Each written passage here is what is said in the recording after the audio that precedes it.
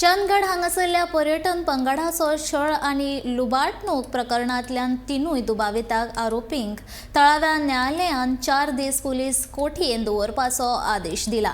फाटल्या 24 मे दिसा दनपारा 12:30 वरांचेर हो प्रकार घडिल्लो। जाल्यार आयतारा 29 वेर म्हापशें पुलिशेन कागाळ करतकूच पुलिसांनी दुबावीत सचिन राजकुमार भारद्वाज, आशीष जागीर सिंग आनी मुबारक अली मौला हांकां अटक केली। ह्या प्रकरणात पुलिसांनी दुबाविता आड भारतीय दंड संहितेच्या कलम 347, 504, 332, 395, 506, 298 आनी 34 खाला गुन्यांव नोंद केल्लो।